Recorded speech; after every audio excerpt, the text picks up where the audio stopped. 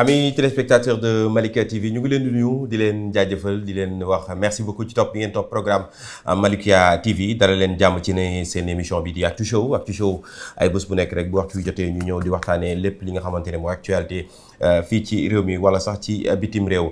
Alors tey ji nag incha allah dinañ waxtaanee actualité dinañ waxtaanee li nga xamante ne mooy wàllum politique élection locale yi ñu dëgmal la grande coalition bi nga xamante ne mooy Yewwi Askan Wi donc dinañ ko waxtaanee alors pour en parler donc d'abord ñu ngi ànd ak Pape Ousmane Cissé Pape Ousmane maa ngi laa nuyu. maa ngi leen fay Seydou Nourou maa ngi am mbégte di ànd ak yow ci plateau bi di nuyu également sunu gan gi di nuyu ñi nga xam ne dañuy bàyyi xel ci Malikia TV rawatina tribune bi di Actu Show. mu ngoog merci beaucoup Pape Ousmane comme ni nga xam ne tout le temps ñu ànd ak moom ci jotaay yu mel nii alors pour parler donc de la coalition Yewwi Askan Wi tey ñu ngi ànd ak ki nga xamante ne mooy Bassirou Samb di responsable des jeunes donc de Taxawu Sénégal donc bokk ci camp Barthélémy Diaz.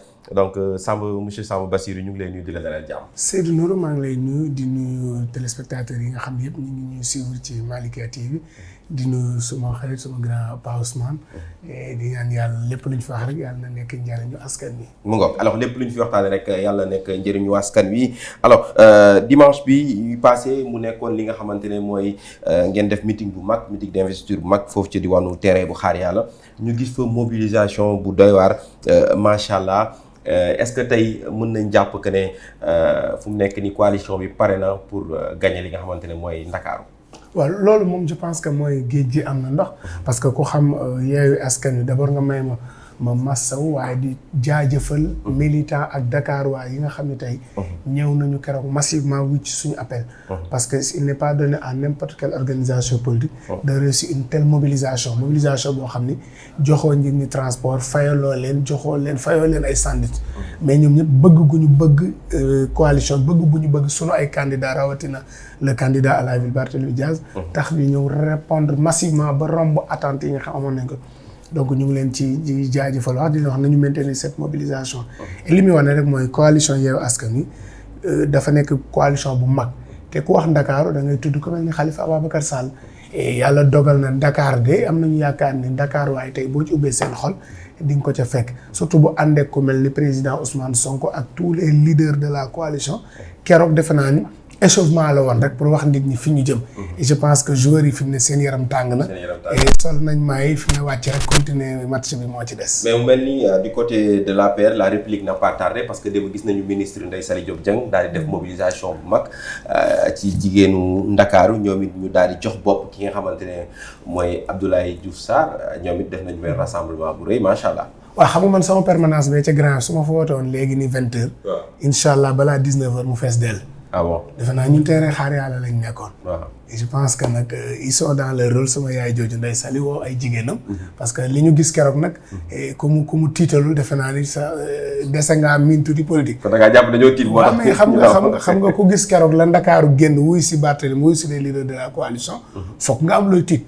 te son moom daan na wax nag xale kenn du ko dóor ba pare di ko tere jooy. mu ngoog alors Pape Ousmane on va revenir sur la journée donc de dimanche ban jàngat ngay am ci mobilisation bu rëy bi nga xamante ne gis nañ ko. waaw xam nga Seydou Nourou mobilisation dafa yàgg a nekk xaw ma nan laa koy tuddee sax ci politique yi baromètre lu leen yitteel la. waaw nattukaay la. waaw dafa di yitteel na leen yitteel goo xam te léegoo léeg sax lii présenté wu seen kanam dinañ ko yéex a gis. maanaam mobilisation la ñuy gën a gis ku am mbooloo ku am possibilité indi leen yokk leen ak ay voix parce que aussi élection ni ñu ko waxee politique. da ngay compter plus. donc ce qui fait que forcément ndaje yu mel noonu bu amee li ñu njëkk a ñoom remarqué mooy est-ce que bëriwoon nit wala déet. même bu fekkee scientifiquement parlant waroon na gën a mën a xóot ñu xool est-ce que réellement ña fa teew ñu ngi ci fichier électoral bi est-ce que.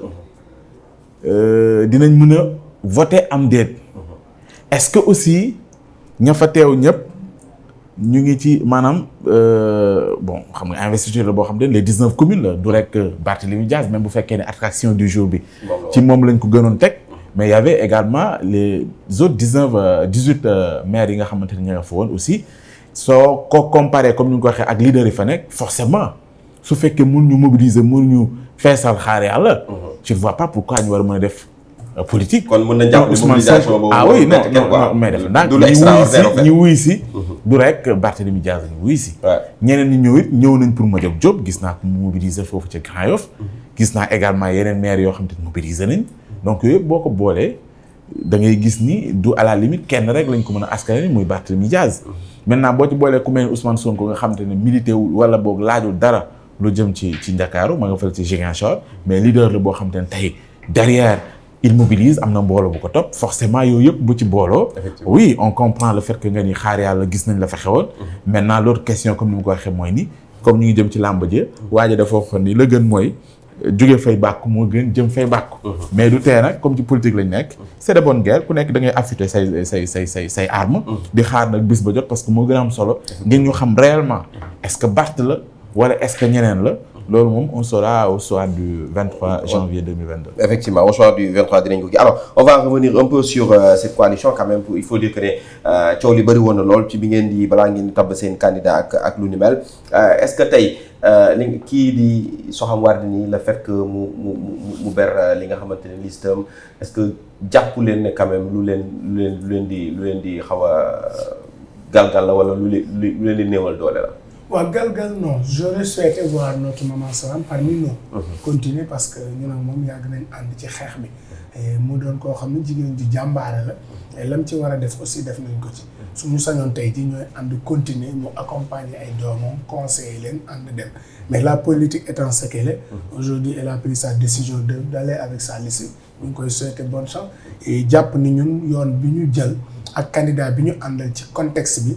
jàppoon nañu choix ne pouvait être meilleur que celui de Barthélémy Dias donc une coalition nag damay faral di wax ne ndegam parti bi nga bokk ak ay nit ngeen bokk coalition bokk fu ngeen jógee bokk fu ngeen jëm mooy am ay werante ak sama coalition boo xam ne da ngay boole une vingtaine d'organisations boo xam ne parfois même idéaux yi dina wuute fonctionnement yi dina wuute donc c'est tout à fait normal et naturel que mu am ay werante ay xëccoo parce que la politique aussi c'est l'ambition et l'ambition c'est le moteur de la vie et chaque fois bu ñu tolloo ci séddale kenn ku ne di nga wax ni man kat bëgg naa donc loolu c'est des choses tout à fait naturelles mais li am bon solo et que la coalition a réussi mais que dans les 557 collectivités territoriales on est parvenu à installer la coalition Yewwi Askan Wi avec des candidats qui iront tous à l'assaut des collectivités territoriales et que aujourd'hui commune boo ci dem li ëpp ci coalition bi de départ aujourd'hui ña nga fa tey donte am na ay difficultés dans certaines communes.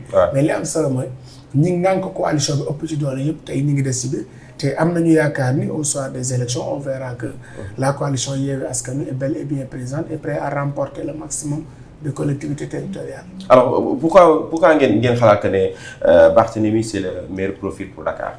waaw Barthélémy c'est le meilleur profil de Dakar du ñun ñoo ko wax d'abord c'est le peuple de Dakar moi dama am chance les 3 derniers mois ou 4 accompagner Barthélémy dans un programme qu'on appelle Dox Mbokk et ce programme ñu ngi doon dem ci mbedd yi di dem ci kër yi di rencontrer Dakarois mais chaque fois c'est les Dakarois qui disaient ñoom bëgg nañu un maire bu mel ni Barthélémy Dias mais bien avant cela moi dama bokk ci génération yi xam ne ñu accompagner Barth parce que 2005 ba léegi bi muy ñëw parti socialiste nous l'avons vu traverser le désert, nous l'avons vu occuper différents postes de responsabilité.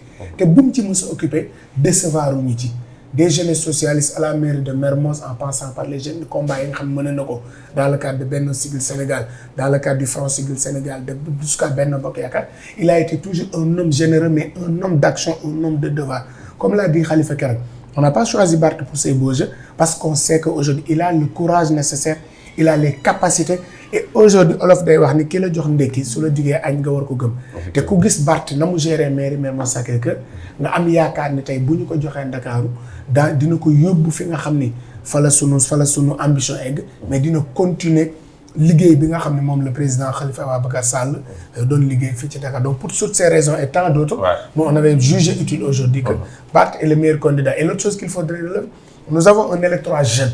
Moi, j'ai siégé pendant les 45 jours à la commission de révision de Grand.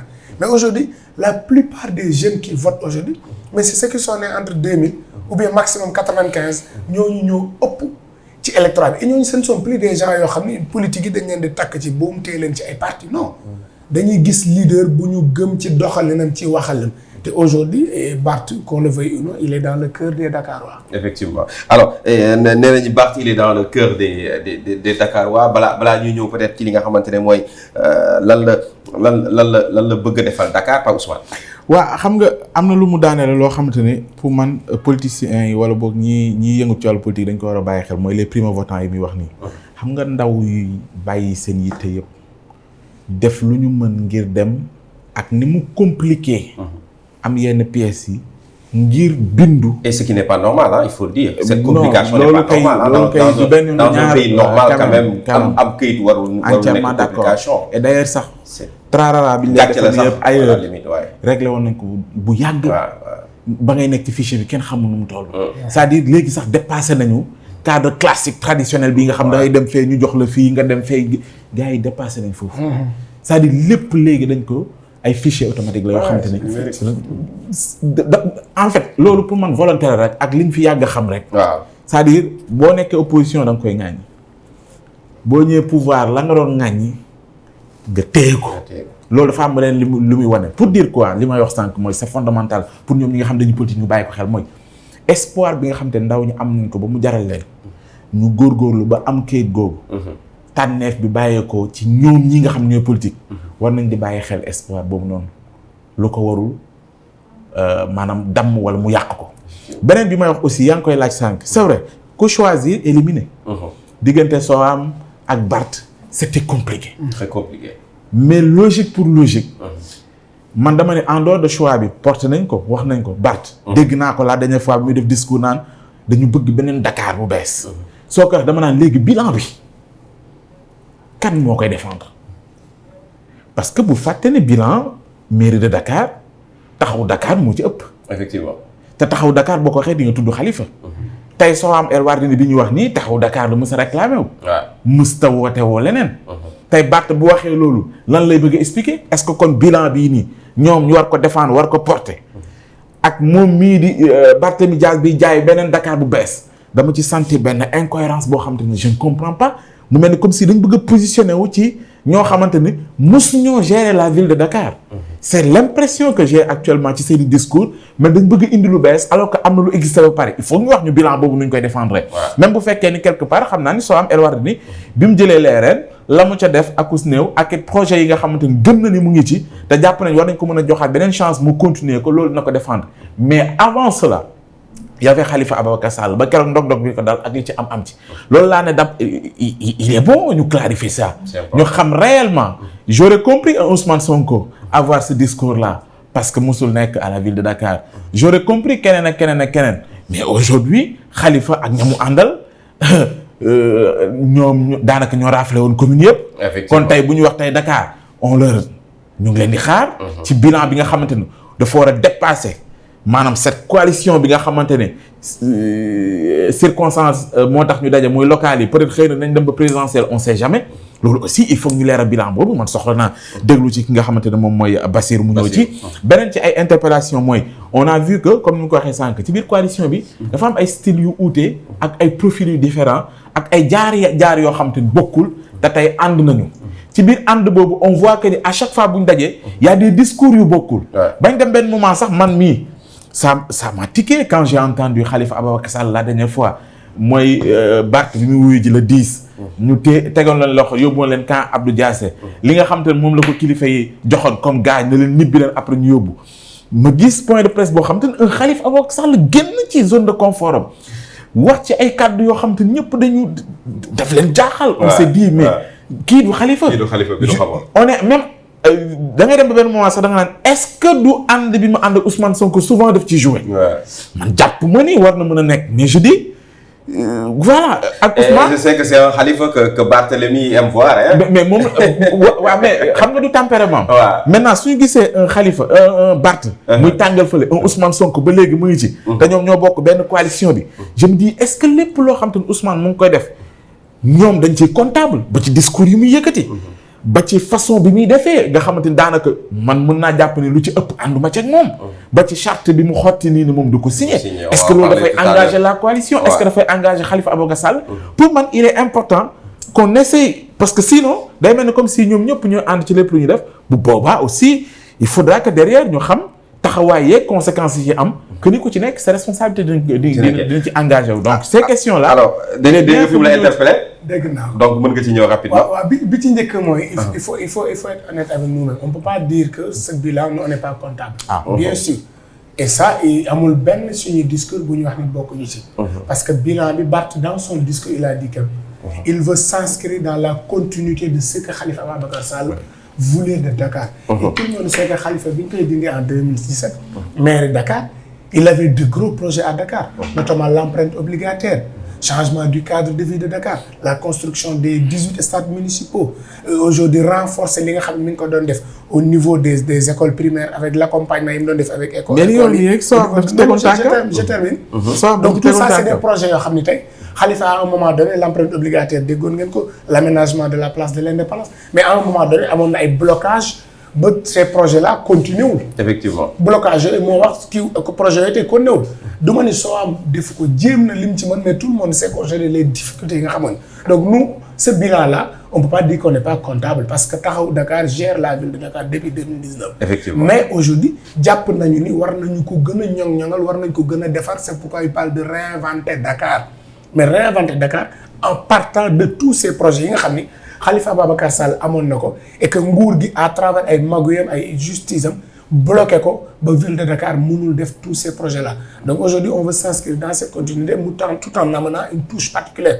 parce que ku ñëwit même booy continuer am nga sa touche personnelle boo xam da nga ko indaale avec l'équipe que tu as donc sur le bilan je pense que loolu laa ci doon par rapport à Yewwi Askan Wi je vais m'arrêter sur une question. Ousmane Sonko parle que de signer la charte de non-violence. J'ai vu que nos amis de l'autre côté essaient d'exploiter ça. Mais moi Ousmane Sonko je suis en phase avec ce discours de Ousmane Sonko parce que aujourd'hui toutes ces organisations de droits de l'homme là qui sont très promptes à condamner les gens de l'opposition mais fan la ñu nekk quand Macky Sall tient des discours va-t-en-guerre fan la ñu ne quand Macky Sall jël justice di ko utiliser contre des opposants fan la ñu ne quand des jeunes ñu génne leen ci mbedd mi ñuy dóor ay grenades lacrymogènes à la population xanaa yooyu yëpp duñ ko gis ñoom parce que on a l'impression que la violence ñoom benn côté lañ koy gis naa ñu bari démb génn. mais attention attends je termine gis naa ñu bari démb ñoo xam ne non attends gis nañ ci ñoo xam ne aujourd'hui depuis quelque temps xamatuñu société civile wala fan lañ bokk. ils ont attaqué Ousmane Sonko mais quand Macky Sall faisait ses derniers discours en France fan la ñu nekkoon pour sotti ko. deuxième qui ne l'a pas condamné. deuxième non toutes ces organisations yi ma gis ñu génn tey. waaw quand même il faut passer au mois de mars. qui ne l'a pas condamné. je termine. il faut reconnaître quand même que ces organisations quand même souvent ils tiennent pas au mois de mars je vois une organisation comme Forum du Justiciable. mais tout le monde a vu ce communiqué du Forum du Justiciable génn. donc aujourd'hui là la société civile doit être à équidistance des partis politiques. et l'autre chose que bi may argumenter. mais tey nous avons aujourd'hui des lois et règlements en vigueur. Nous avons une justice qui est là pour faire ce travail-là. Mais aujourd'hui, jàpp nga ne lépp lu justice mënul régler lépp lu nos loi et règlement qui condamne déjà la violence mënul régler est-ce qu'une simple charte mën na ko régler? Moi, j'aurais compris qu'on me dit il faut qu'on se batte pour renforcer nos lois, pour appliquer nos lois yi nga xam ne am nañu parce que nos lois dañuy punir la violence. Mais aujourd'hui, on met de côté nos lois, on nous parle d'une charte là. Mais cette charte là, c'est que Ousmane Sonko a dit, c'est très clair. Aujourd'hui, su fekkee man ak Pa Ousmane ñoo seq mais Pa Ousmane bu ma dóoree doo wax te bu ma fayoo nga dal sama kaw. boo nee man arbitre nga su ma xel dafay tey ci yow. J'aurais compris ni nga may condamner soo jàppee ni juum naa que tu puisses faire la même chose du côté de Pa Ousmane. Parce qu'aujourd'hui, il y a une certaine société civile chaque fois que tu les entends mais j'ai l'impression que ñoom li ñuy xaar rek mooy opposition bi. Parce que ça bu ñu jógee elle ne tire que sur l'opposition même bu dee am na ñoo xam ne aujourd'hui à lutter les autres ñoo xam ne ñi ngi continuer def seen liggéey mais cette société civile très prompte à répondre à l'opposition je les invite aussi ñu xoolaat seen posture que ñoom duñu société civile au pouvoir waruñu nekk aussi bu opposition mais dañu war a nekk à équidistance et aujourd'hui énergie bi ñuy fournir naan nañu signer des chartes nañu fournir même énergie bi pour demander l'application des lois et règlements en vigueur yi nga xam ne dañu condamner déjà la violence. Mais aujourd'hui, signer cette charte simplement, mais je pense que c'est affaiblir même non-loi yi nga xam ne condamné nañ déjà la violence dans toute sa rigueur. Alors moi quand même je rejoins un peu dinaa rejoindre un peu li Bassirou di wax parce que souvent aussi même gis nañ démb le professeur Mbaye Thiam qui est sorti pour dire que ne à la limite sax dafa saaga le cadre unitaire loolu la ko wax ne Ousmane Sonko a insulté le cadre unitaire de l'islam mais aussi souvent est-ce que cadre unitaire de l'islam boobu dinañu sanctionner yenn bavures yi est-ce que parce que ñu ngi ko fi wax keroog Barthélemy bu war a génn këram rek nga ñëw indi ay policiers encercler Mermoz yëpp est-ce que loolu dinañ ci wax c'est-à-dire provocation boobu à la limite est-ce que c'est pas une provocation Pape Ousmane. moom laa wax ne xam nga man du ma société civile du ma wax seen. waaw si seen place. waaw bi ma wax naa la attention c'était pas par rapport ak société civile je dis au-delà de société civile il y a des observateurs am na ay analystes yoo xam ne tey opinion la ñuy défendre. te chaque fois dañuy dégg seen kàddu ci yu mel noonu.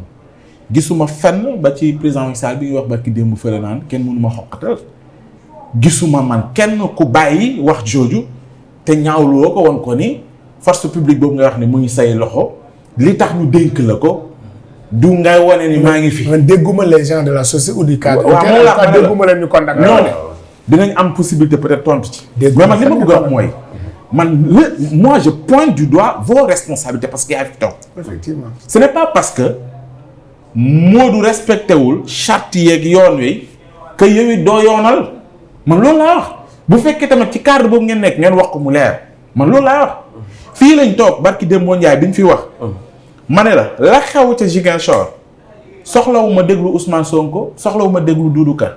ki ma soxlaa déglu te mu war ci taxaw mooy ki nga xamante ni il est censé rétablir l'ordre su désordre amee ci penc bi kooku lañ soxla taxawaayam dëggantaan. xam nga kon pour dire que on sait faire la part des choses. maintenant su fekkee ñoom la parce que ñoo amee tey responsabilité. effectivement ànd ak ay nit. ne ay leader lañu dañu bëgg a jiite dañu bëgg a soppi boobu jiite boobu noonu. li ko jiitu. mooy acte booy posé ànd ak wax ja. il faut tamit ñu koy bàyyi xel di ko mesurer di leen mettre devant leurs responsabilités pour leur dire attention li ngeen di wax nii fan la ñuy yóbbu parce que aussi Seydou Nour. non. souvent bu ñu wax instrumentalisation de la justice ñu ci wax ni président Macky Sall daf ko nangam mais des fois c'est à tort qu'on utilise ça. politique la ñuy def. il y a souvent de la manipulation derrière. même bu fekkee ne mënuñu exempter le pouvoir ci wàllu woowu parce que xam nañ ko yàgg nañ ko fi gis. pour dire quoi pour dire que en dehors de loolu aussi am na ci benn dose politique boo xam ne nay bàyyee ko ci opposition bi souvent ci wàllu victimisation wala souvent ñoom it ñu nekk dans la manipulation ci loo xamante ne à la limite pour man. baax na aussi ñu leen di fàttali seen responsabilité ci penc bi autant ni ko pouvoir amee autant tamit ñoom lañ ko amee maintenant dire que charte bi xaatimuma ko génn naa ci dire que je ne reconnais pas les institutions yi nga xamante ne tey jàpp nañu ñu ci ëpp ils sont à la solde de l'exécutif comme niñ ko xaxaree jëmee ci ñenn ci administration territoriale ñu dem benn moment boo xam ne Ousmane Sonko il faut reconnaître que institution yooyu dafa am lu bëri lu ci xam nga foo dem xam nga am na acte yoo xam ne moo tax ma ne la li ci neexal dafa bëri loolu nangu na gis nga kaay ma wax dara gis nga Seydou Nour damaa et puis on n'a pas dit qu'on ne reconnaît pas aussi les institutions xaaral naa ci ñëw xam nga man yeewi laay wax te yeewi Ousmane mu ngi ci soo gisee sànq ba léegi ma lay wax ni est-ce que lépp lu Ousmane di wax di ko poser comme acte yéen da ngeen cee ànd ak moom wala déet il est important ñu xam loolu lan la. parce que da ngeen ko xaati benn charte xaaral ma mu reconnaître les institutions. au contraire barki dem il a rendu même hommage aux forces de l'ordre et aux magistrats de boo dégloo dinaa ci ñëw Ousmane dafa ne ki jàkkaarloog ñun xamul yoon xamul yoonal rapport de force la xam combat bu ñu jàppee ne man nag je suis un homme violent j'assume. mais loolu est-ce que doo ko. ki jàkkaarloo ñoom mooy le président Macky Sall. mais c'est le magi politique. xam nga il faut faire la part parce que quand on parle des institutions.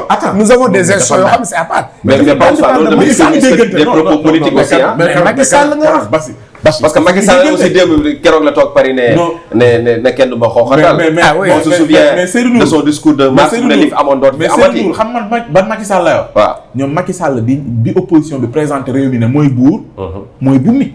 et c'est la réalité. waaw léegi boo waxee ni mooy buur mooy bummi mais yow kon gisatoo institution yu mu incarné yow gisatoo ñi nga xamante ne ñooy fi ngir dëgëral la république au nom de président de la république bi nga xamante ne tey mooy suñu njiit jàpp nga ni kooku daa far soo ne ko dafa far dès l'instant ñu dafa doxee waxee ko. voilà léegi nga ni jàppuñu moom dafa am nga ni daf ko doxee daf ko waxee. buur la bummi la day jël institution yëpp di ko defee comme ni mu ko sentiré à partir de cet instant nga ni léegi kon institution yooyu man reconnaître ma teg naa ko nële.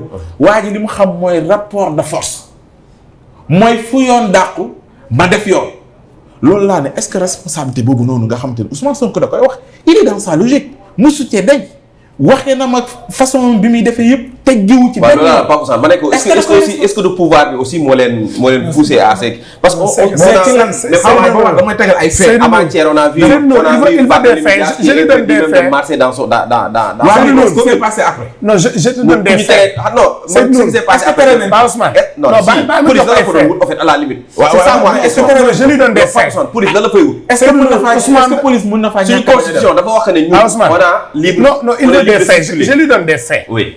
xam nga Macky Sall moom la ñu fal muy président de la République jox ko sunu alal jox ko sunu doole tey su ma génnoon nit ñi bi grand su Macky Sall rombé caravane dañ naan wàccal muy dëgg ma wàcc ba mu jàll fu mu toog il a une sécurité bu ko wër il a tous les moyens à sa disposition mais moyens yooyu mu yore tey du alal jum doon say impôt la su may impôt moom lañ dagg jox ko mu war ñu wekk delloo ñu ko mais wegguñu jël nguur jàppe ko doole di ko dóor ci askan wi. un exemple ngay laaj dama la jox 2 cas nga ko suivre barki démb bi ñu newee di def sunu meeting y avait des milliers de personnes meeting nañ ba mu jeex est-ce que dégg nga ku fa toj wala ku fa yàq. déedéet. ku ne ñëw nga ñibbi nga coow amul mais un Barthélémy Diaz qu'on convoque un Barthélémy Diaz buy génn këram ni damay dem seeti askan wi waxtaan ak ñoom génn buntu këram nekk dans sa commune ñu immobiliser oto te tout le monde sait quand Barthélémy Diaz sort. il a sa voiture plus 2 voitures de sécurité moi en personne la veille quand j'ai dit Barthélémy demee bu ñuy dem dox mbokk bi est-ce que dañuy ñëw chez toi xam lu ma tontu dañu bas bu ñu tooñ ñun ñëpp nañu daje fan war a defee suñu activité bu ñu paree ñibbi parce que boobu mi ngi doon sóoraale ni convoi bi gars yi dañ ko tere mais mu génn këram ak ñaari oto Barthélémy chaque fois buy dem fu mu mën a dem day génn këram oto mooy nekk ci digg bi am auto sécurité ci kanam ak ci ginnaaw chaque jour. mais c'est dans sa commune. c'est dans sa commune. il est le premier magistrat. fan lañ toll ban période la. non attention il est toujours maire. pas Ousmane. Barthélémy je demande. waaw mais je te réponds des questions. je te vous n'êtes pas censé ignorer là. laissez-moi terminer. Il y a aucune loi qui interdit à Barthélémy Diaz maire de la commune de Mermoz. premier magistrat. non baay. maire dëkkam. waaw là je ne suis pas d'accord. waaw gis-gis la de. non mais vous n'êtes pas obligé d'être d'accord. non pas obligé mais moi des hypothèses. je te donne des faits. yow mi nga xam ne doo maire sax yow mi nga xam ne doo maire sax am nga droit génn dox sa bopp. non là n'est pas là. léegi bàyyi ma eggale sama raison. la ñuy wax. on le laisse terminer. laisse-moi terminer. waaw Barthélémy Diaz depuis que je le connais. waaw quand il sort il a sa voiture plus une voiture de sécurité derrière ak benn devant. et il fait chaque jour que Dieu fait il sort comme ça il n'a jamais été inquiété. Et deuxièmement, Barthélémy est le maire de Mermoz Sacré-Cœur jusqu'au jour où je vous parle. Ouais. Premier magistrat de cette commune. ni Macky Sall ni ñu ko war a respecter noonu lañ ko war a joxe cër bi dans ci territoire communal. effectivement mais kii sort juste ci territoire communal ñu ne ko wàcc. lan la ñu ne ko convoi nga mu ne ok comme convoi laa chauffeur ubbil léegi baal ma dox dem fi ma jëm. waaw ñu ne ko déedéet ñu ne ko doo dox. ñu jàpp ko duggal ko ci oto. le pire yóbbu ko ba ci commissariat duggal ko ci violon ba jéem ko toroxal. comment le premier magistrat mais jéem a toroxal la. parce que keroog li ñu ko jéem a def keroog. dañ ko doon on tentait d'humilier Barthélémy Diaz. et il fallait que le gars ne devait pas oublier que il a en face de lui le maire de cette commune. et au même moment week-end précédent on a vu le candidat de la mouvance présidentielle xam nga jamono ji lan lañ tere. caravane sonorisée. le candidat de la mouvance qui avait une caravane bu gudd avec un camion sonorisé qui fait le tour de Dakar sans être inquiété c'est ça la justice à 2 vitesses bi ñuy dénoncer. parce que li mu def loolu la yoon tere arrêté wuñ ko mais ñun li ñu def yoon tere wu ko ñu arrêté Barthélémy ni ko bul dem et pour il aurait été beaucoup plus facile qu'on le laisse comme ni ñu ko defee barki dem suñu meeting bi ñëw nañ suñu meeting ñibbi nañ coow amul. mais nit koo fi bëgg a toroxal nag mu wan la ni la dina joxe bakkanam. et puis même foofu la ñu toll. il faut qu'on apprenne à respecter les gens. quand on veut dire que Ousmane Sonko tu as vu la vidéo est-ce que les gens se posent la question lan la pouvoir bi di def.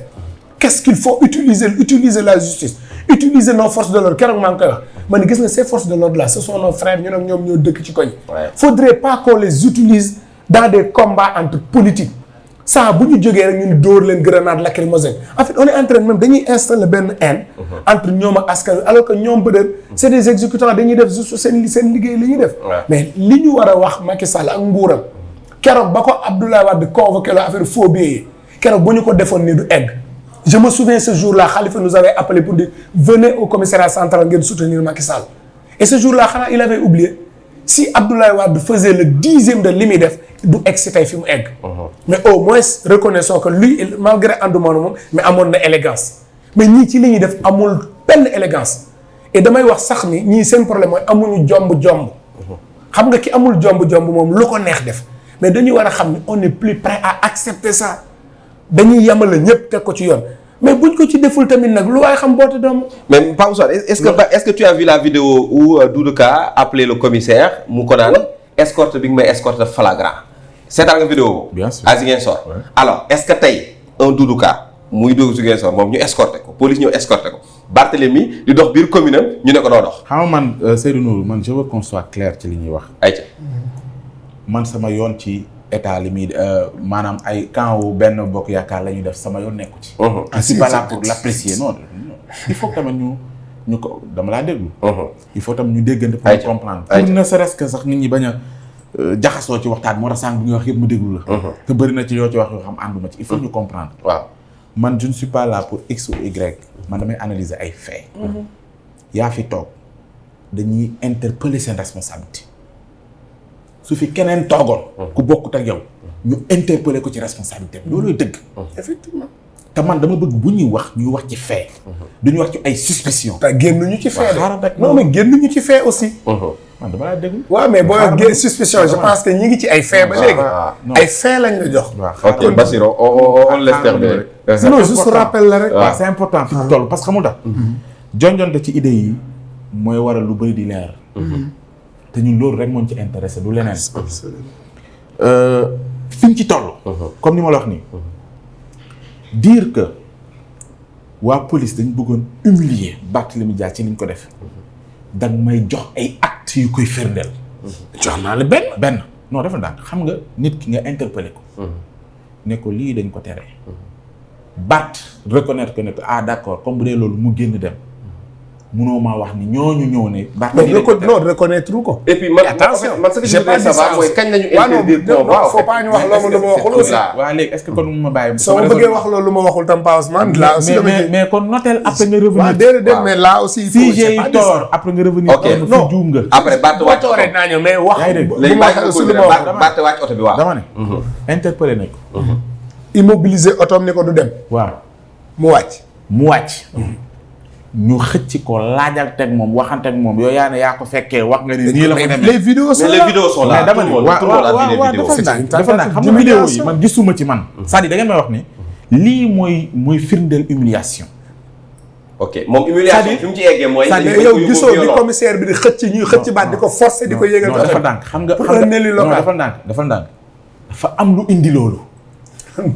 quand on demande à Barth de suivre. bu fekkee dafa bañ ne du suivre lan moo war a am par rapport à quoi. yow bu fekkee yow force de l'ordre moo la interpellé ne suivre. mais ci lan ci mbedd bi la koy waxee. mais loolu mais attends ni da nga koy jël rek yóbbu ko doon kaay ma siiw. waaw mais est-ce que nit non. est-ce que moom mi lay woo kan la quand même ki ñuy waxal kan la aussi dafa ndànk mais ki ñuy waxal kan la aussi mais dafa ndànk c'est pas n'importe qui ah. dama waaw mais moom laa wax. xam nga bu dee Barth c'est le premier magistrat li ko jox mooy le peuple. kii fa teg ñi nga xam te ne ñoom ñooy doxal yoon. mais ñooñu aussi ci ki ñuy exécuter liggéey bi le peuple moo ko fa teg il faut tamit bu ñuy wax. waaw mais degré de responsabilité yi bokkul. non dafa ndànk xam nga jàmbaar. xam nga lan laa nekk di relever pour ngeen comprendre. non mais mooy responsabilité bi nga wax ni. maanaam ñi yore force de l'ordre dañ ko am vis-à-vis de l'élu. mooy ñu doon ay gentlemen xam ni kii dañ ko war a respecter. de la même manière l'élu doit avoir cette élégance respecter ko parce que en dehors de loolu. point de presse bi Barthélémy Dias di wax commissaire bi dafa sàcc sama téléphone. un leader. après nga dem ba benn moment boo xamante ne dem nga sax am na mun naa génn sax. ci cadre boobu noonu est-ce que fekk nga li xewoon foofu ba mën ko apprécier aussi. déggoo ma de man je ne parle pas de ce qui s'est passé dama ne. mais nag bi mu jeexee waaye déglu ma boo bàyyiwul ce qui s'est passé mënoo juger les aussi. non déggoo ma de. léegi bàyyi ko mu daal non ba léegi déggoo ñu jàll ci leneen. xam nga tax mënuma juger ce qui s'était passé. mooy nekkuma fa. xam nga ni da ngay wax ak sa akulaay taala. ok bi ñuy interpellé mais dans son raisonnement wax na ce qui s'est passé. xaaral rek xam nga moom Pape Ousmane. waaw mais moom moo wax c'est que li ma déglu duñ dem. mais yaa ngi jugé li mu wax te nee nga fekke woo la li. ba léegi déggoo man li may wax. soo ko déggul rek mënoo comprendre dama ne. léegi déggoo li ma wax dama ne la. waaw fekkuma fa. waaw waaye wax na ni nii la demee. ok mais moom rek moo wax. ok ñamu ko ñamu jëflante loolu. waxuñu. d'accord léegi man. daf may neex ma gëm li mu wax. neex ma du ma gëm. ok léegi li may jàpp nag ci waxam mooy. li nga ci bëgg a jàpp bi mu jeexee dafa def point de presse. waaw ba muy wax di ko delloo ñooñu nga jàpp ni c'est de manière inégale lañ ko téye bëggoon ko humilier dama ne yow boo koy delloo en tant que leader war nañ mën a sentir leader boobu noonu man foofu laay waxee. c'est-à-dire man li may wax mooy. yéen ñi nga xam ne tey da ngeen di prôné benn rupture ngeen jàpp ni réew mi dañ ko war a tabax dañ ko war a defar ngeen ne socle bi mooy valeur yi ñu am ngeen ne institution yi dañ ko war a dëgëral dañ ko war a kattanal même bu fekkee am na ay écart ci doxalin ñenn ñi pour man la réponse bi laa wax de waru doon comme ni ñu koy waxee ci olof bugguma utiliser baat bi mooy bu la wéqee nga wéq ko et cette impression que vous nous donnez man loolu laa wax ni waroon ngeen mën a nekk au-dessus de loolu. ok maintenant c'est une appréciation. Vous pouvez être d'accord ou non. mais c'est mon appréciation de la chose. d'accord bu fi keneen. ñi ñu ko séqal toogoon fii. ma wax leen sama appréciation. buñ koy d'accord baax na buñ ko d'accord baax na su ma amoon l'administration territoriale ñu toog fii nga toog maa xool sama appréciation ci ni nga xam te ne moom laa jotee les faits di ko analyser ñoom nag mu des ci ñoom à décharge bi ñu tontu ko wala ñu bañ ko tontu mais tey Yewwi Askan Wi moo fi toog man li may jàpp yëpp mooy depuis bi ma leen di suivre ba léegi li ngeen di wax ak li ngeen di jëf. est-ce que loolu méngoo nag li ñuy xaar ci penc mi ak ñi nga xam ne ñoom ngeen bëgg ñu voter leen bu ngeen ci jotee fan la ñuy yóbbu man ci foofu laa nekk. ok d'accord maintenant nag yee ca des. waaw di woon a commissaire. wala naa nga bis bu fi toggee ñu waxtaanee. léegi man Pape Ousmane man juste une question rek Bassirou bul ci tontu man dama bëgg rek nga wax ma yow est-ce que c'est normal qu'un élu un premier magistrat d'une commune génn di dox ñu ne ko doo dox loolu laa bëgg a xam. non dama ne. waaw li nga ma wax noonu lu yomb la. waaw munuma gëm man ni. koo xamante ni il est censé connaître la loi. waaw mën na kenn kuy génn di maire di dem fu ne. war a doxantu ji. ñu xëcc na ko jàmbaar doo dem il faut mu am motif maintenant nag. ok fii ak amu motif bi tax mu taxawal loo ne ko waroo dem.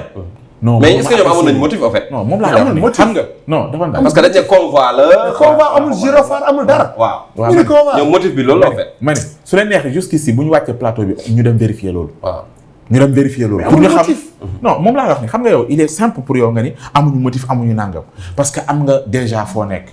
te jàpp nga ni. dañu leen a léser mais pour répondre à ta question. amul motif kañ il devait continuer à seen procédure. ils ne sont pas aussi bêtes ñu baal ma ci expression bi. pour nit di dox ñu interpeller la te amul raison.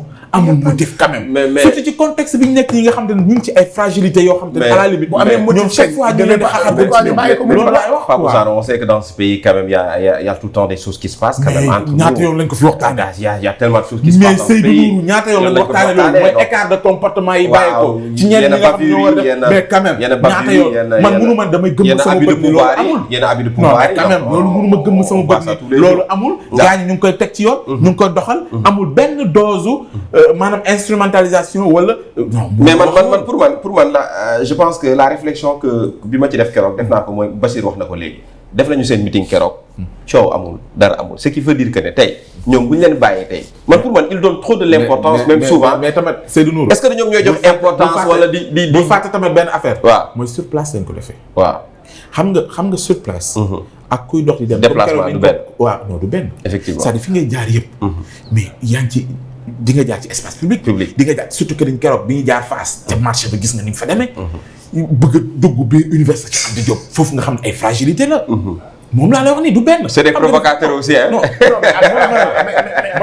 mais à part Ousmane. nous avons fait le dox mbokk.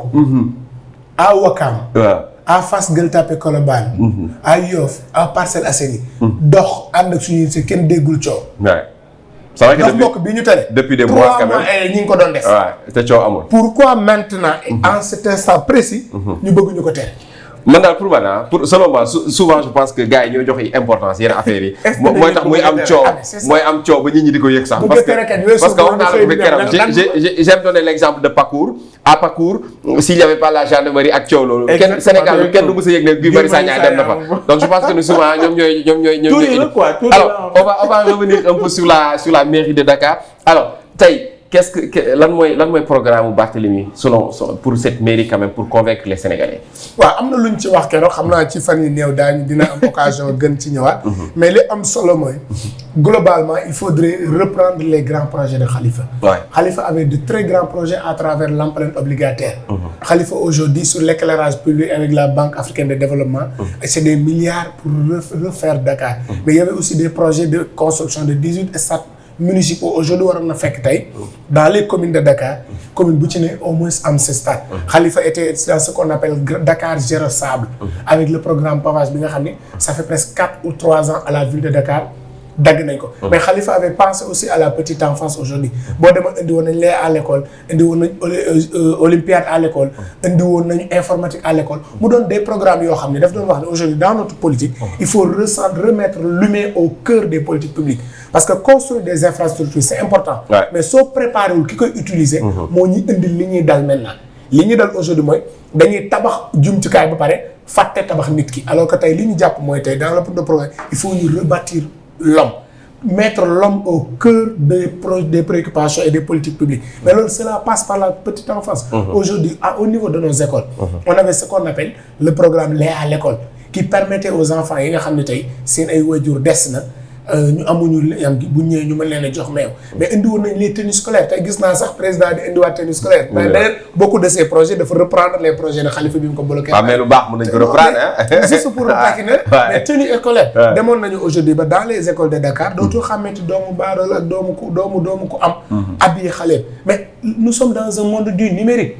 L'informatique à l'école c'était un bon projet bu Khalifa indi woon au niveau des écoles. mais surtout la santé à l'école qui permettait un suivi périodique. des enfants xool yan maladie la ñuy développer mais tout ça c'était de grands projets yoo xam ne Khalifa daf ko amoon tey avec aussi olympiade à l'école yi moo indi tey Dakar war a abriter en 2026 les Jeux olympiques de la jeunesse.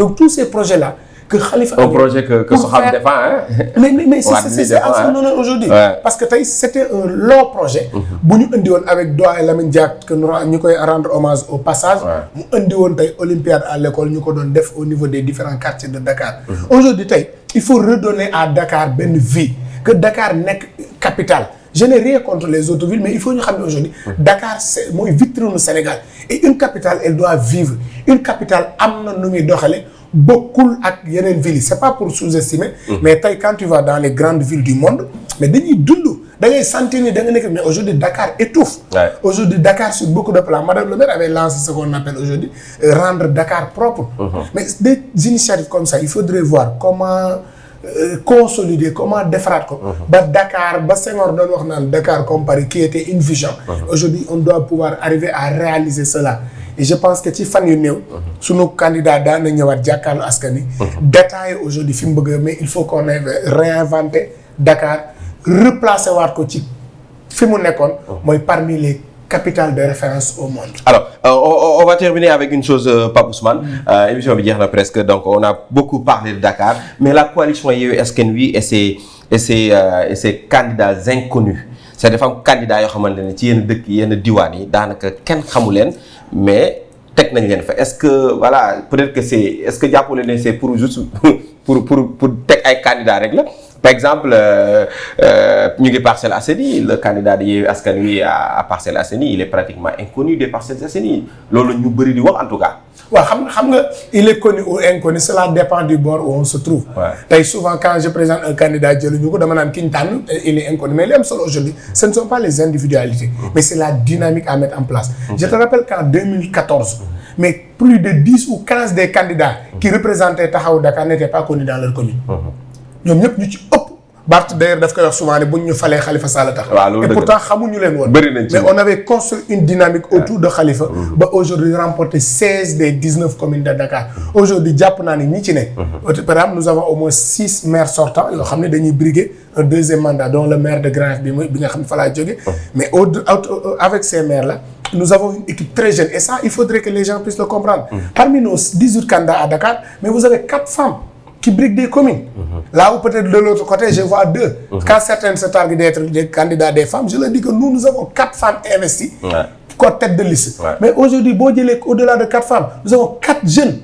Et je parle de jeunes. Comme au Sénégal aujourd'hui, tout le monde est jeune, alors que jeune, c'est 18 à 35 ans. Et vous verrez aujourd'hui, les plus jeunes candidats du Sénégal se trouvent dans Yewwi Askan Wi. Et ça, c'est un signal fort. Pour dire qu'aujourd'hui, les choses ne seront plus comme avant. Les jeunes doivent être responsabilisés, les femmes doivent être responsabilisées. Et bon, même si sur nos listes, il y a Askan Wi ville de Dakar, mais aujourd'hui, il y a beaucoup de jeunes. Bon, il y a le deuxième sur la liste de Dakar. Mais et les jeunes, c'est notre système aidant. Vous verrez beaucoup de responsabilités. Donc, pour dire au peuple de Dakar, les meilleures listes, les listes de l'espoir aujourd'hui, c'est les listes incarnées par Yewwi Askan Wi. Et c'est le lieu de lancer un appel à la population de Grand pour dire qu'aujourd'hui, nous voulons continuer ce travail bi nga xam ne entamé na ko un travail consistant à rebâtir, à construire de Grand Yoff avec de grandes infrastructures. ci dynamique boobu le maire Madiop et son équipe bindu te ci dynamique boobu la ñu inscrit et je vous dis que Inch'Allah au soir du 23 mais Yewwi Askan Wi va remporter encore la plupart des collectivités territoriales. Pas Ousmane, c'est candidats inconnus hein, parce que c'est vrai qu'avec la dynamique quand même que Khalifa Sall li mu fi defoon on peut comprendre ça ñoom it ñu ngi dem ci bannière Yewwi Askan Wi mais quand même c'est des gens quand même que les gens ne connaissent pas un peu trop. bëri na ci mais jàpp naa ni li am solo mooy askan wi ñoom nañ xam lan la ñu bëgg. waaw parce que man gis naa ñoo xam te ne kenn xamu leen nii mais apport bu ñu am ci seen i communauté kenn xamul mu toll dañ dem benn moment sax askan ñoo ñëw ne leen ku baax ñun soxla nañu nga jiite suñu gox. fekk na am na ay taxawaay yu ñu def yoo xam ne pour man ñooñu aussi am na baax na ñuy fàttali ni. ci géew bi lañ bokk. parce que ñooñu xëy na gëmuñu ay coalition gëmuñu ay parti mais gëm nañu ni mën nga sonn ci sa gox sans nekk ci tiraillement yi nga xam ne da lay sonal. beneen bi aussi tamit mu am solo muy les conseils yow xam nga Abdoulaye Diouf Sarr est conseiller à la ville de Dakar. waaw. te gis nga ci élection yi dina dem ba jeex gis nga parti bii ma lay wax ni duñ ko sax tudd. et il n'est pas le seul. et ce n'est pas normal. il n'est pas le seul. dañuy gis ay députés yoo xamante ni. doo leen gis mukk travail yi ñuy def en commission. plénière à la limite sax. te pourtant ñu ngi jiite ay formation politique. la tax ñu jox leen ay mandat liggéey boobu feeñu. on peut citer Pape Diop ah man Pape Diop damay fàttali ne député la. c'est-à-dire li ma bëgg a wax foofu mooy. c'est pas méchant mais am na yenn xeetu pratique yoo xam ne dafa baax ñu assainir ko tax man ñi ma ci xaar mooy la jeunesse. il est heureux comme ni ñu ko waxee nii. de constater que ci liste yu bëri. am na ci ndaw yoo xam ne tey comme ni ñu ko waxee diggante 18 ak 35 ans. mais ñooñu nañ leen gën a capacité mais li may gën a xaar ci ñoom mooy li baax yëpp ñu nampé ci seen i mag.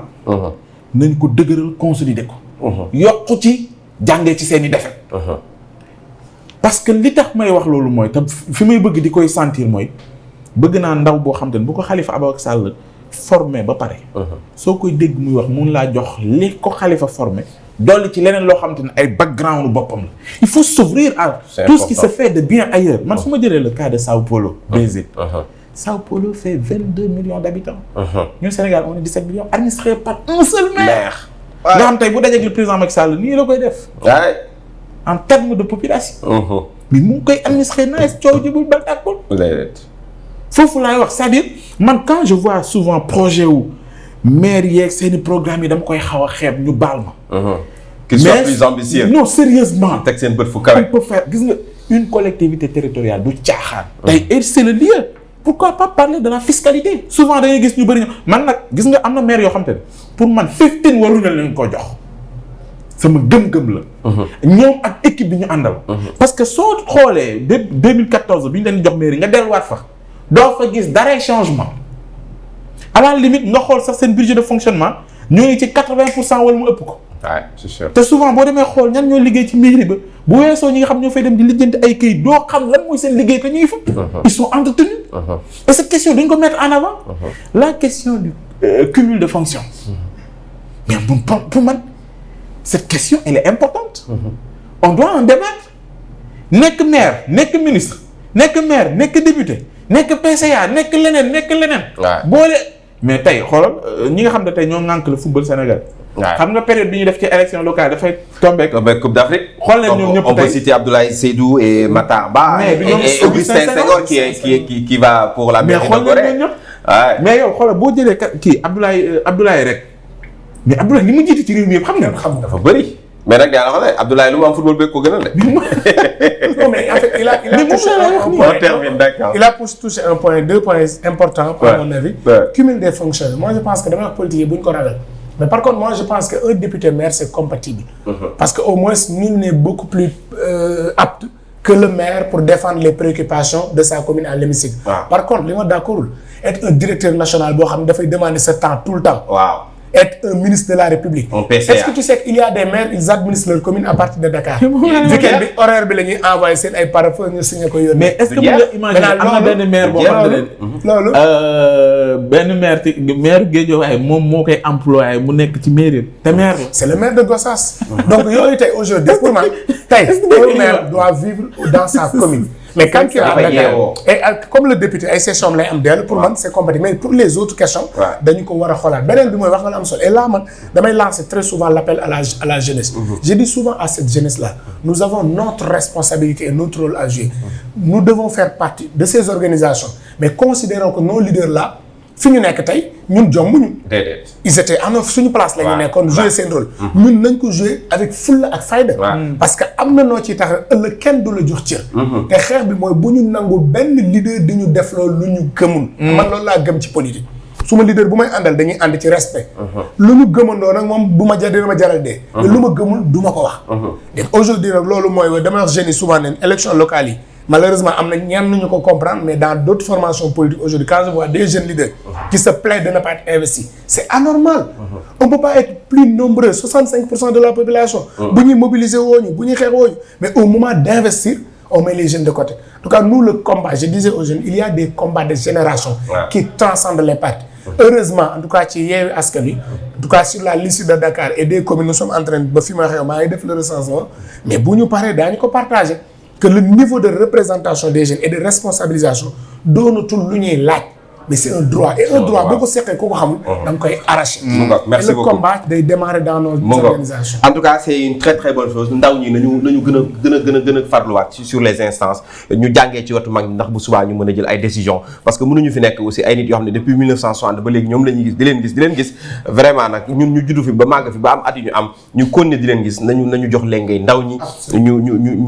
j'ai bien aimé. Moo tax j'ai bien aimé Barthélémy bi mu ne fii Khalifa Sall tegoon tànkam laa koy teg mu teg ci fulla ak fayda. C'est important. ci fulla ak fayda nañu dem jàngi sàkku xam-xam. ñëw mën a jiite. Merci beaucoup amis téléspectateurs de Malika TV. Merci beaucoup Bassirou kontaan nañ lool ci wuy si bi ñu wuy si ñu ngi lay jaajëfal. Merci beaucoup Seydou Nourou, merci beaucoup à Pa Ousmane. Merci à tous les téléspectateurs. Lu ci dëng rek ñu xam ne ndaw luy jàng te moo bëggul la mais lu ci baax ñu xam ne suñu borom. Merci beaucoup Pa Ousmane. Merci à toi. On se retrouvera très bientôt. Inch'Allah. Merci beaucoup amis téléspectateurs de Malika TV. On se retrouve demain Inch'Allah ci beneen Actu Show. D'ici là, portez-vous très très bien avec les programmes de Malika TV, Leeru Maodo.